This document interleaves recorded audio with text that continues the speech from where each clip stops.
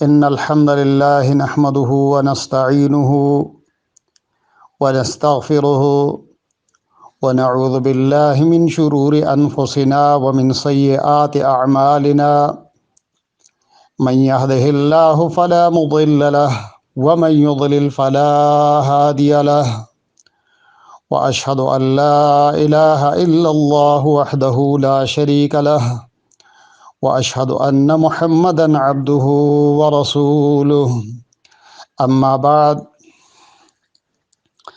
فإن خير الحديث كتاب الله وخير الهدي هدي محمد صلى الله عليه وسلم وشر الأمور محدثاتها وكل محدثة بدعة وكل بدعة ضلالة وكل ضلالة في النار۔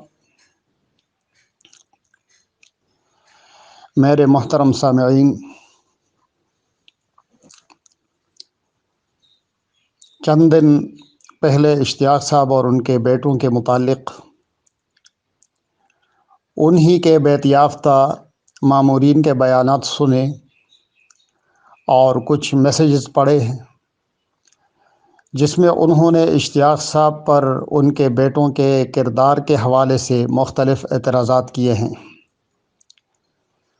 وہ اعتراضات سب نے سنے ہوں گے، مجھے وہ یہاں دہرانے کی ضرورت نہیں ہے۔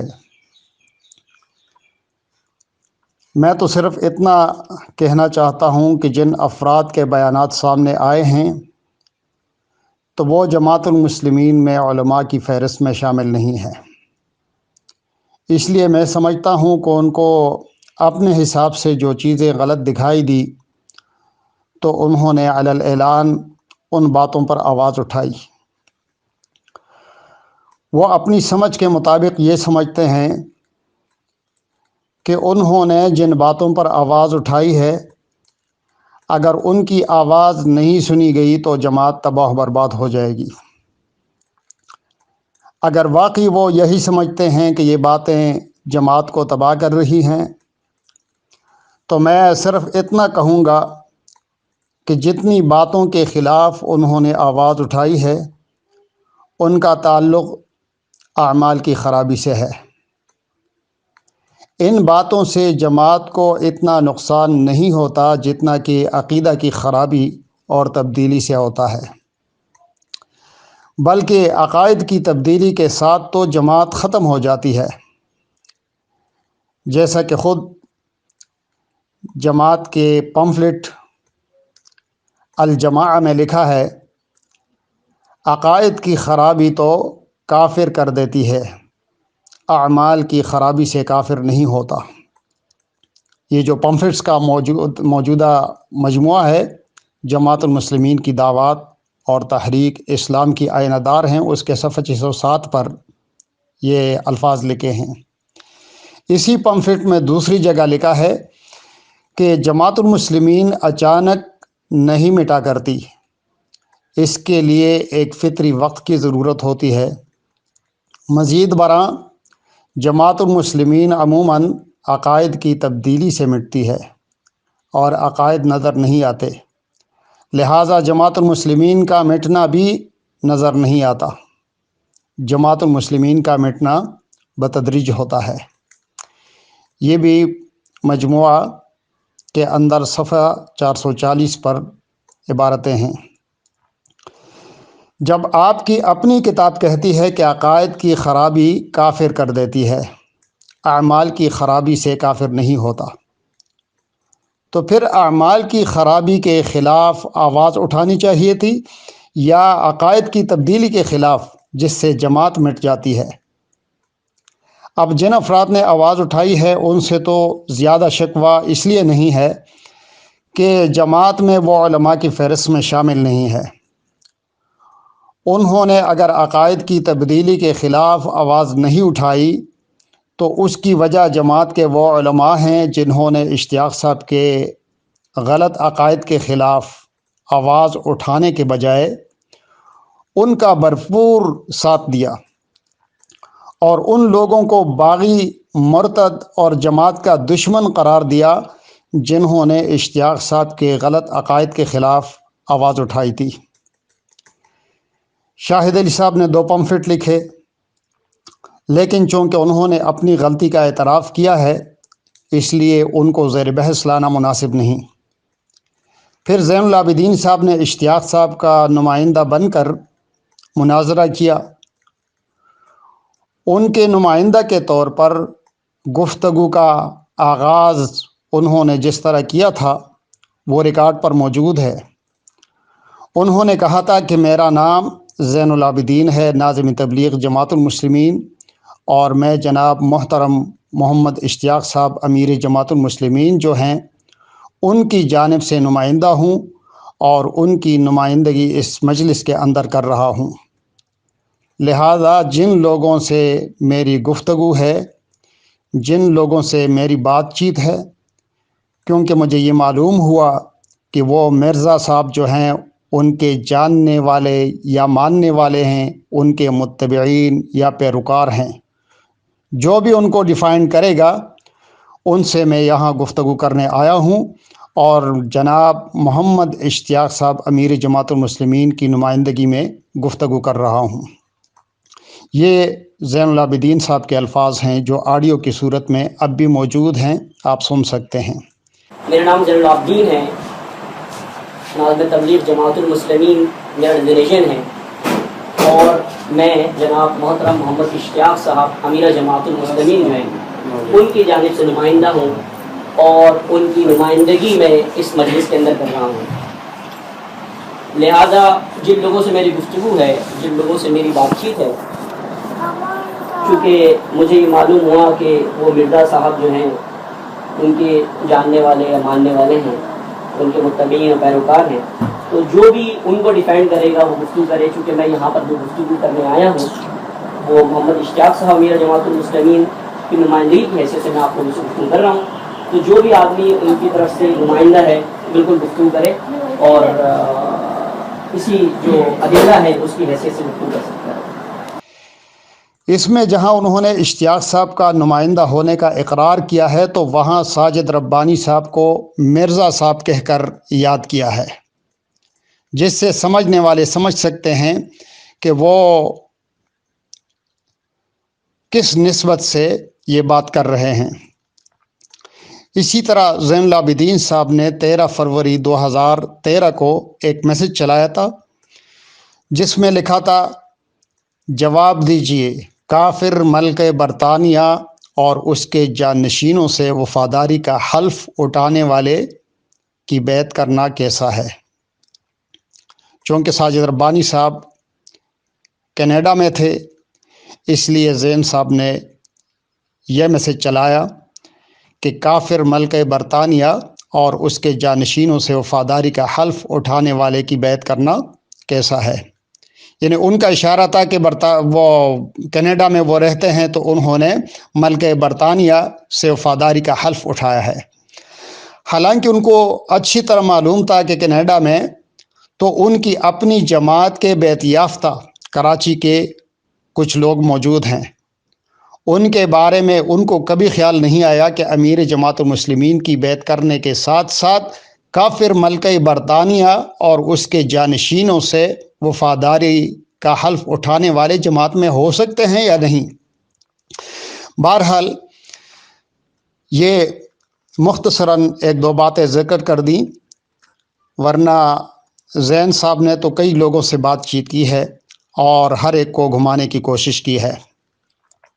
اب سن لیجئے کہ زین العابدین صاحب جس معاملے میں اشتیاق صاحب کی نمائندگی کر کے گفتگو کر رہے تھے وہ وسیلہ کا مسئلہ تھا، جس کی تفصیل میں تو کافی وقت لگے گا، اس لیے مختصراً چند باتیں عرض کرنا چاہتا ہوں کہ عقیدہ جس سے جماعت ختم ہوتی ہے اس پر یہ علماء اور عوام یہ سب خاموش تھے، کسی نے اس طریقے سے آواز نہیں اٹھائی جس طرح کہ آج ان کے اعمال کی خرابی کے اوپر آواز اٹھا رہے ہیں۔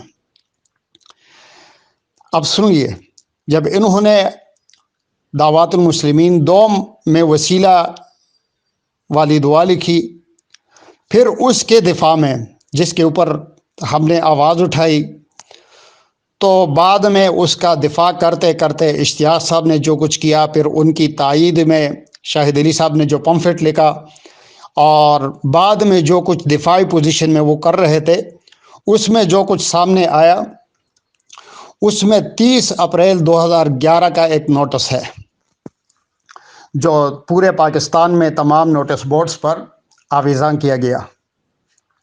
اس میں لکھا ہے، حدیث میں محمد صلی اللہ علیہ وسلم کو وسیلہ ذریعہ بنا کر اللہ تعالیٰ سے دعا کرنا ہے۔ یہ اس نوٹس کے اندر عبارت ہے۔ دوسرا اس میں یہ لکھا ہوا ہے، اے اللہ تو میری ضرورت پوری کر دے اور ان کے ذریعہ سے میری دعا قبول فرما لے۔ بتائیں یہ درست ہے یا غلط ہے؟ آپ لوگ اس پر خاموش تھے، بالخصوص علماء جتنے بھی جماعت کے ہیں وہ اس پر خاموش تھے، اور جنہوں نے آواز اٹھائی ان کو مرتد قرار دیا، ان کو جماعت کا دشمن قرار دیا۔ جیسا کہ آپ اور ہم سب کو معلوم ہے کہ وقار علی شاہ، ساجد ربانی، نور الامین، یہ سب مرتد ہو چکے ہیں، جن کے نام لکھ کے بھیجے آپ نے۔ وقار علی تو ویسی منکر حدیث ہے، اور ساجد ربانی خود اکیلے پھر امریکہ میں ٹیکسی چلا رہے ہیں، اور وہ جو ہے نور الامین، وہ سب کلمہ وہ صحیح ہے، ان کا یہ عقیدہ بن گیا۔ کیوں؟ جماعت سے نکلنے کے بعد جو ہے یہ سب ان کی تباہیاں ہیں۔ آپ دیکھیں ان کے اوپر، ان کے چہرے دیکھیں، ان کا لباس دیکھیں، سب کچھ آپ کو غلط دکھائی دے گا۔ جب تک جماعت میں تھے اللہ کا شکر تھا، جماعت چھوڑ گئے تو وہ کہاں آئی ہے؟ ان کے آپ نام لکھ کے بھیج رہے ہیں مجھے، یہ سب مرتد ہیں۔ یہ اگر جماعت مسلم حکومت ہوتی یہ سب قتل ہو جاتے، تو شکر ہے کہ حکومت نہیں ہے تو یہ نکل بھی گئے، اور یہ سوچتے ہیں ہمیں کون کچھ بگاڑ لے گا۔ اللہ تو ہے نا بگاڑنے والا۔ اگر آپ جماعت کو نقصان پہنچائیں گے بلا وجہ نا، آپ بتائیں جماعت میں کیا ہو رہا ہے جو آپ جماعت چھوڑ کے گئے؟ کیا ہمارا کورس بدل گیا؟ کیا قرآن حدیث بدل گئی؟ جب تم جماعت میں آئے تھے، پڑھ کے آئے تھے، سب آپ نے دیکھ بھال کے قدم رکھا تھا، آپ کو تعلیم دی گئی، آپ کی شادی کرائی، سب کچھ کیا نہیں کیا؟ اب کیا اس میں تبدیلی آ گئی؟ کوئی تبدیلی نہیں آ گئی۔ اب کیسے سب کلموں کو صحیح؟ پہلے بھی کلموں کو وہ یہی بات تھی، اب بھی یہی بات ہے۔ ہنسی آتی ان لوگوں کے ذہن پر۔ نمبر 3، شاہد علی صاحب نے جو پمفلٹ لکھا آغاز حقیقت کی حقیقت، اس کے صفحہ 21 اور 22 پر لکھا ہے، ایک صحابی بلال بن الحارث المزنی رسول اللہ صلی اللہ علیہ وسلم کی قبر پر آیا اور کہا، یا رسول اللہ اپنی امت کے لیے بارش کی دعا کیجیے۔ ہم نے اس کے اوپر بھی اعتراض کیا کہ یہ بھی ٹھیک نہیں ہے، لیکن اس کو بھی پیش کیا گیا۔ تمام اس کے اوپر خاموش تھے، کسی نے یہ نہیں کہا کہ بگاڑ پیدا ہو گیا، عقیدہ خراب ہو گیا۔ آج سب اعمال کی خرابی پر بول رہے ہیں، لیکن اس وقت علماء اور عوام سب کے سب خاموش تھے اور آج تک خاموش ہیں۔ نمبر 4، یہ مطلوب صاحب جو ہری پور کے ایک مضافاتی گاؤں میں ہیں، انہوں نے وسیلے کے حوالے سے اشتیاق صاحب کو خط لکھا تھا، تو ان کو جوابی خط میں اشتیاق صاحب نے 14 فروری 2013 کو خط لکھا، اور اس میں یہ تحریر ہے، نبی صلی اللہ علیہ وسلم کو وسیلہ بنا کر آپ کی زندگی میں اور آپ کی وفات کے بعد فائدہ حاصل کیا جا سکتا ہے۔ یہ خط ہے، اور یہ تمام چیزیں ہم نے لوگوں کے سامنے کتابچوں کے اندر پیش کی ہیں کہ یہ سب کچھ ہو رہا ہے، لیکن کسی کے کان پر جوں تک نہیں رہیں گی۔ نمبر 5، سفیان جن کے کردار پر آج یہ انگلیاں اٹھا رہے ہیں، انہوں نے اپنے والد محترم کے دفاع میں جو پمفلٹ لکھا، کفر بواح میں کفر و شرک کا فقدان، اس میں وہ لکھتے ہیں میں کہتا ہوں اس حدیث سے نبی صلی اللہ علیہ وسلم کو توسل بنا کر آپ کی زندگی میں اور آپ کی وفات کے بعد فائدہ حاصل کیا جا سکتا ہے۔ یہ ہیں وسیلے کے متعلق ان کے معاملات۔ اب یہ لوگ جماعت کا وظیفہ پڑھ رہے ہیں، حالانکہ عقائد کی تبدیلی کے ساتھ ہی جماعت تو کب کی ختم ہو چکی ہے۔ جیسا کہ پہلے الجماع پمفلٹ کے حوالے سے میں نے بتا دیا کہ جماعت المسلمین عموماً عقائد کی تبدیلی سے مٹتی ہے اور عقائد نظر نہیں آتے، لہٰذا جماعت المسلمین کا مٹنا بھی نظر نہیں آتا۔ اب آپ لوگوں کو جماعت کا مٹنا نظر نہیں آتا، لیکن عقائد تبدیل ہونے کے ساتھ جماعت المسلمین مٹ چکی ہے، صرف ایک لیبل باقی ہے۔ اب آگے آئیے کہ قبر پر فریاد والا جو واقعہ ہے جو شاہد علی صاحب نے اپنے پمفلٹ میں نقل کیا تھا کہ ایک صحابی بلال بن حارث المزنی رسول اللہ صلی اللہ علیہ وسلم کی قبر پر آیا اور کہا یا رسول اللہ اپنی امت کے لیے بارش کی دعا کیجیے۔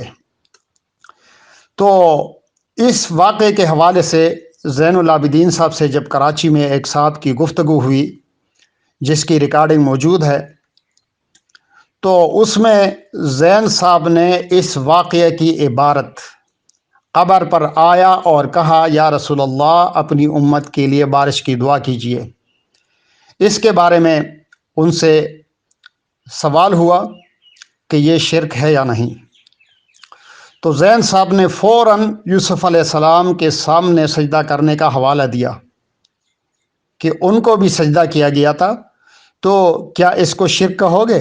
ابھی جو یہ الفاظ جو ہے نا یہ شرکی الفاظ ہیں۔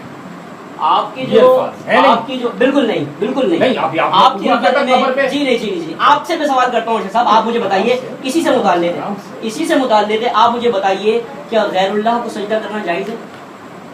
غیر اللہ کو سجدہ کرنا کیسے جائز ہوگا؟ ناجائز ہے۔ کیا ہے غیر اللہ کو سجدہ کرنا؟ شرک ہے نا۔ غیر اللہ کو سجدہ کرنا شرک ہے۔ ذرا غور سے سنیے گا عبد الرحمن بھائی، غیر اللہ سے سجدہ کرنا شرک ہے۔ اور سورہ یوسف میں اللہ تعالیٰ نے ارشاد فرمایا، قرآن مجید کی آیت ہے، سورہ یوسف میں اللہ تعالیٰ نے ارشاد فرمایا قرآن مجید کی آیت ہے فَخَرُّوا لَهُ سُجَّدًا۔ اس بات پہ ایمان لاتے ہیں ہم نہیں لاتے؟ اس آیت پر ہم ایمان لاتے ہیں یا نہیں لاتے؟ زین صاحب کو تو دیانتداری کے ساتھ یہ جواب دینا چاہیے تھا کہ ہاں یہ شرک ہے، لیکن لاجواب کرنے کی کوشش انہوں نے کی کیونکہ وہ اشتیاق صاحب کی نمائندگی کر رہے تھے۔ اور پھر اسی گفتگو میں زین صاحب نے رسول اللہ صلی اللہ علیہ وسلم کے دور کے اس واقعہ کا حوالہ دیا جس میں کہ ایک یہودی نے آ کر کہا تھا کہ تم لوگ کعبہ کی قسم کھا کر شرک کرتے ہو۔ اس کا حوالہ دیتے ہوئے زین صاحب نے یہ الفاظ کہے کہ مسند احمد میں اللہ کے رسول صلی اللہ علیہ وسلم کے پاس جو شخص آیا تھا یہودی، وہ اس بات کی دلیل ہے کہ مجموعی اعتبار سے شرک موجود تھا۔ یہ زین العابدین صاحب کے الفاظ ہیں جو ریکارڈنگ پر موجود ہیں اور سنے جا سکتے ہیں۔ مسند احمد کی حدیث ہے اللہ کے نبی صلی اللہ علیہ وسلم کے پاس جو شخص آیا تھا یہودی، وہ اس بات کی دلیل ہے کہ مجموعی اعتبار سے شرک موجود تھا۔ اب سوچئے، اپنے امیر کی غلطی کو غلطی کہنے کے بجائے اتنی بڑی جسارت کہ یہاں تک کہہ دیا کہ مجموعی اعتبار سے شرک تھا۔ انا للہ و انا الیہ راجعون۔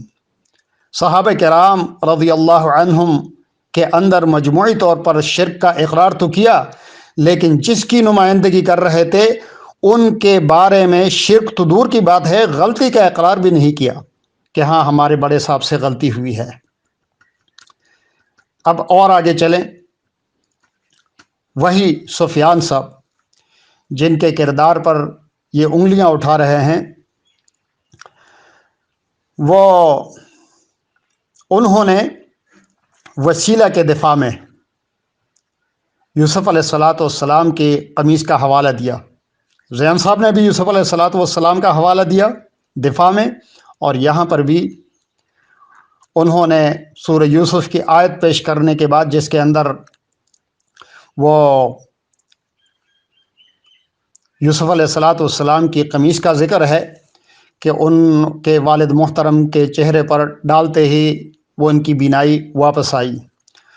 تو سفیان صاحب لکھتے ہیں، غور کیجئے کہ حضرت یوسف علیہ السلام کی قمیص ڈالنے سے بینائی واپس آ گئی، یعنی یوسف علیہ السلام کی قمیص بینائی لانے کی وجہ بنی، صرف قمیص ذریعہ بنی۔ آپ دیکھیں اب کس طریقے سے وسیلہ کی طرف جا رہے ہیں، صرف قمیص ذریعہ بنی۔ یوسف علیہ السلام نے اپنی قمیص کو ذریعہ کیوں نہیں بنایا؟ اپنی قمیص کو ذریعہ کیوں بنایا؟ خود دعا کیوں نہ کر دی؟ دیکھ رہے ہیں آپ، قمیص کو ذریعہ کیوں بنایا؟ خود دعا کیوں نہ کر دی؟ اللہ تعالیٰ تو انسان کی شہرک سے بھی زیادہ قریب ہے، اور وہ خود نبی ہے، کیا انہیں نہیں معلوم کہ اللہ سے صرف دعا کرنے سے بینائی واپس آ سکتی تھی؟ لیکن ایک قمیص سے وصل لیا، معلوم ہوا دعا قبول کروانے کا یہ بھی ایک طریقہ ہے، اور اسی کو وسیلہ کہتے ہیں۔ دیکھیں آپ، اب اور آگے چلے عقائد کی تبدیلی کی طرف۔ توحید المسلمین میں صفحہ 317 پر لکھا ہے کہ جس نے تمیمہ، تعویذ، گنڈا، دانے بالا وغیرہ لٹکایا اس نے شرک کیا۔ لیکن ہری پور کے اجتماع میں جو 10 نومبر 2012 کو ہوا تھا، اس میں اشتیاق صاحب کا بیان ہے جو ریکارڈ پر موجود ہے۔ وہ کہتے ہیں جو تعویذ یہ قرآن مجید کی لکھتے ہیں اس کا کوئی ثبوت نہیں ہے، نہ آپ صلی اللہ علیہ وسلم کے زمانے میں تھا ثبوت تھا، نہ بعد میں کوئی ثبوت ملتا ہے کہیں پر بھی۔ ہاں ثبوت تمیمہ کا ثبوت ملتا ہے۔ لفظ تمیمہ کا کیا مفہوم ہے؟ لوگ تمیمے سے قرآنی تعویذ سمجھتے ہیں، اس کی حقیقت کیا ہے؟ وضاحت کریں۔ تمیمہ تو وہی ہے جو وہ گلے میں ڈالتے ہیں، کوڑیاں وغیرہ ہوتی ہیں، اس میں تمیمے جو تعویذ نما کچھ چیز ہوتی ہے، لیکن جو تعویذ یہ قرآن مجید کے لکھتے ہیں اس کا کوئی ثبوت نہیں ہے، نہ آپ کے زمانے میں ثبوت تھا، نہ بعد میں کوئی ثبوت ملتا ہے کہیں پر بھی۔ ہاں تمیمے کا ثبوت ملتا ہے، تو تمیمے میں یہ بات ضرور ہوگی کہ اس کے اندر کچھ وہ تمیمے پڑھ کے ڈال دیا کرتے تھے بچوں کے گلے میں، بچوں کے گلے میں ڈال کے، اور پھر اس کو وہ کوئی بھی مطلب بچہ بیمار ہے اس طرح اس سے دعا مانگتے تھے، کرتے تھے، تو باقی اور کچھ نہیں ہے اس میں۔ تمیمہ اسی چیز میں آتا ہے، تمیمہ کا ثبوت ملتا ہے۔ اور اس سلسلے میں پھر ایک صاحب نے ٹیلی فون پر گفتگو کی تھی، وہ ٹیلی فون گفتگو بھی ریکارڈ پر موجود ہے۔ اس میں اشتیاق صاحب نے اقرار کیا کہ صحابہ کرام تمیمہ لٹکاتے تھے، بچوں کے گلوں میں تمیمہ ڈالتے تھے۔ ہلو، السلام علیکم۔ وعلیکم السلام رحمۃ اللہ۔ امیر صاحب ایاز بات کر رہا ہوں حیدرآباد سے۔ ایاز صاحب جی۔ امیر صاحب یہ کچھ دوست ہیں، بھائی ہیں، انہوں نے آپ نے ادھر وہاں پر جو ہے نا ہری پور میں سوالوں کے جوابات دیے تھے نا امیر صاحب، ہاں، تو اس میں کسی نے یہ پوچھا کہ تعویذ تمیم ہے یہ شرک ہے یا کیا، تو آپ نے اس میں کہا کہ تمیم لٹکانا جائز ہے، اس کا ثبوت ملتا ہے۔ تو نہیں وہ تو کوئی کسی شادی کا فیل ہے نا، ہم کہاں ڈالتے تعویذ، ہم نہیں ڈالتے جی نہیں، آپ نے کہا تھا اس کا ثبوت ملتا ہے تمیمے کا، تو میں نے میرے سے ابھی یہ لوگ انہوں نے بات کی، تو میں نے کہا میں امیر صاحب سے بات کرتا ہوں اس بارے میں کیا ہے ثبوت ہے امیر صاحب اس تمیموں کا۔ میرے بھائی ایک شادی کا فیل ہے وہ۔ اچھا، جو بچوں کے گلے میں لٹکانا جائز ہے؟ ہاں ہاں وہ ملتا ہے، لیکن ہم اس کے بھی عمل تھوڑی کرتے ہیں، نہیں کرتے ہم عمل۔ اچھا، اس پر عمل نہیں کرتے؟ نہیں کرتے، کیا کرتے ہیں ہم عمل؟ تو وہ امیر صاحب آپ نے کہا تھا کہ یہ تو جائز ہے، وہ ثبوت ملتا ہے؟ ارے بھائی بتا رہا ہوں آپ کو ثبوت۔ تو امیر صاحب وہ تو ایک ٹوکری میں ڈال دیا تھا نا امیر صاحب، ٹوکری میں مطلب وہ لکھ کر ایک اس میں ڈال دیا تھا، لٹکایا تو نہیں تھا بچے کے گلے میں؟ بچے گھر میں لٹکاتے تھے۔ اچھا چلو صحیح ہے امیر صاحب، نے بس یہی پوچھنا ہے۔ السلام علیکم۔ تو اب ایک طرف توحید المسلمین میں ہے کہ تمیمہ لٹکانا شرک ہے، اور یہاں پر صحابہ کرام کی طرف یہ نسبت کر رہے ہیں کہ وہ اپنے بچوں کے گلوں میں تمیمہ لٹکاتے تھے۔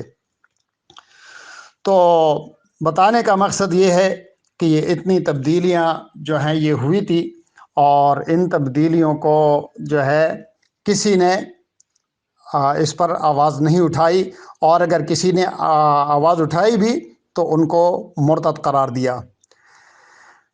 اچھا، اور تھوڑا سا آگے چلتے ہیں، بات کچھ طویل ہو گئی لیکن چونکہ ضروری ہے اس لیے اس کو بیان کرنا بھی ضروری ہے کہ مطلوب صاحب جنہوں نے وسیلہ کے حوالے سے اشتیاق صاحب کو خط لکھا تھا، ان کو میں نے تفسیر قرآن عزیز جلد اول صفحہ 621 پر عقیدہ دکھایا تھا جماعت کا، کہ جس میں یہ لکھا ہوا ہے: اے لوگو، اللہ تعالیٰ کو قریب سمجھیے، اسے حاضر و ناظر سمجھیے، بغیر کسی وسیلہ کے اس سے طلب کیجیے، اس تک بات پہنچانے کے لیے کسی وسیلہ کی ضرورت نہیں، البتہ دعا کی قبولیت کے لیے اپنے نیک اعمال کا وسیلہ یا کسی زندہ نیک آدمی سے دعا کرانا احادیث سے ثابت ہے اور یہ جائز ہے۔ تو مطلوب صاحب نے اشتیاق صاحب کو خط میں لکھا کہ نور الامین نے مجھے تفسیر قرآن عزیز میں یہ لکھا ہوا دکھایا۔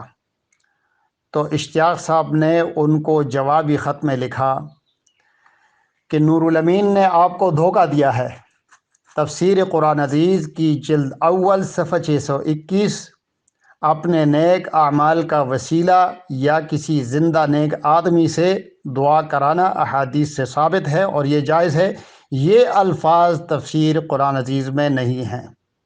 یہ اشتیاق صاحب کا مطلوب صاحب کو لکھا ہوا خط ہے، آج بھی یہ تحریر موجود ہے۔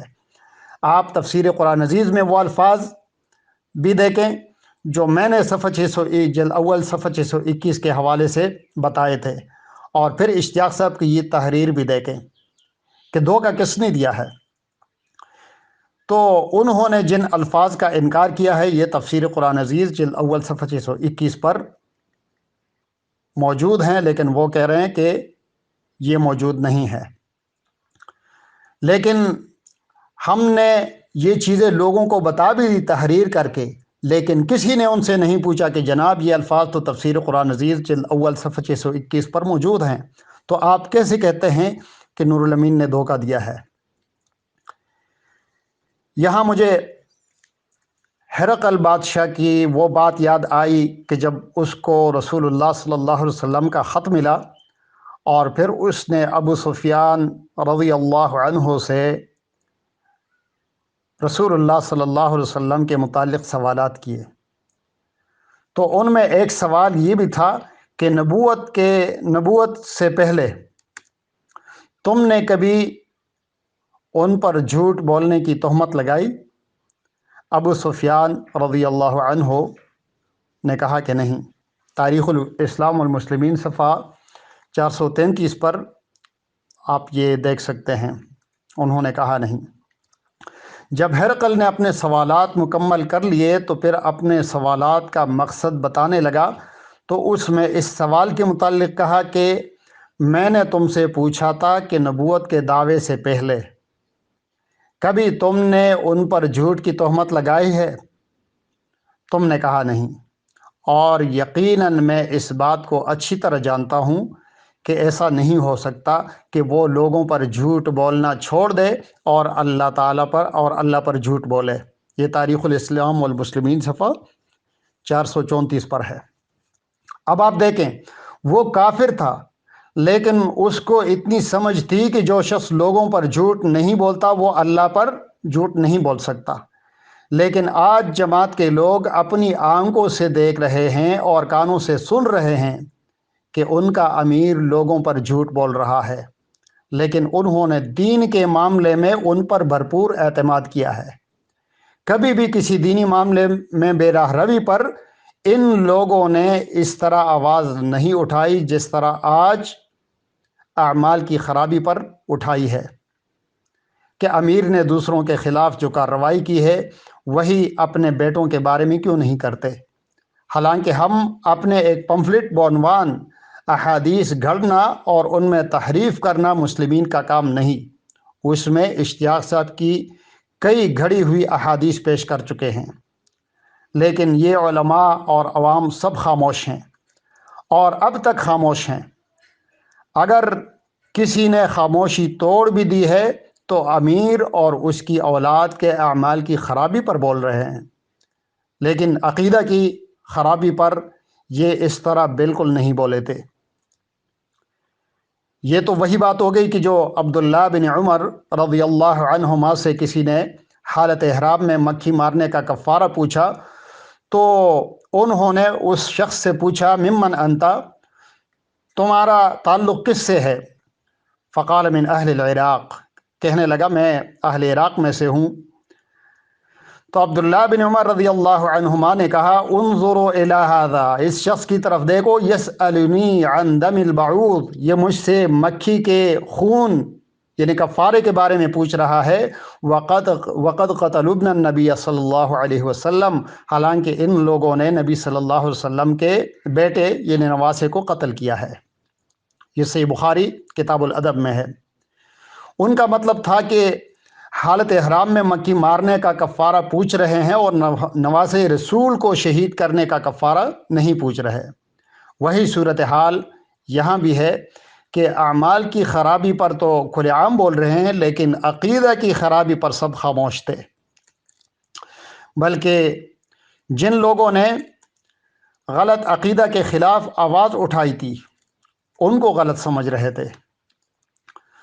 تو یہ تمام باتیں وہ ہیں کہ جو قابل غور ہیں، اور آج بھی جن لوگوں کو اللہ تعالیٰ نے قلب سلیم دیا ہے وہ اگر ان باتوں پر دوبارہ سے غور کریں اور سوچیں کہ عقائد کی خرابی جس سے جماعت تباہ و برباد ہوتی ہے وہ زیادہ قابل غور چیزیں ہیں یا اعمال کی خرابی۔ تو جو عقائد میں نے آپ کے سامنے مختصراً پیش کیے ہیں یہ تو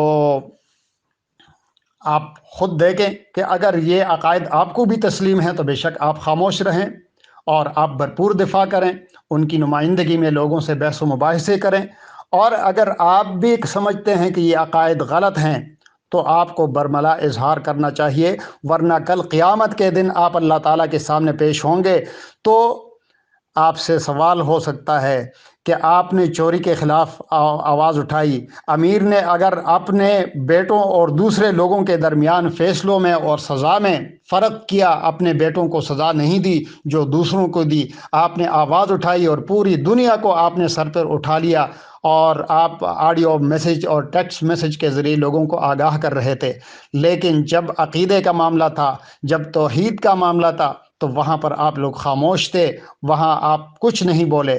کیوں نہیں بولے؟ یہ قیامت کے دن معلوم ہوگا۔ اب آپ کی مرضی، اگر آپ ان عقائد کے ساتھ اتفاق کرتے ہیں تو بے شک خاموش رہیں، اور ہم نے تو اپنی ذمہ داری پوری کی کہ غلط عقائد کی وقتاً فوقتاً آپ لوگوں کو نشاندہی کرائی۔ اللہ تعالی ہماری خطاؤں کو معاف فرمائے، اور جن لوگوں تک یہ پیغام پہنچے تو ان کو اللہ تعالی غور و فکر کی توفیق عطا فرمائے۔ وقول قولی ھذا استغفر اللہ۔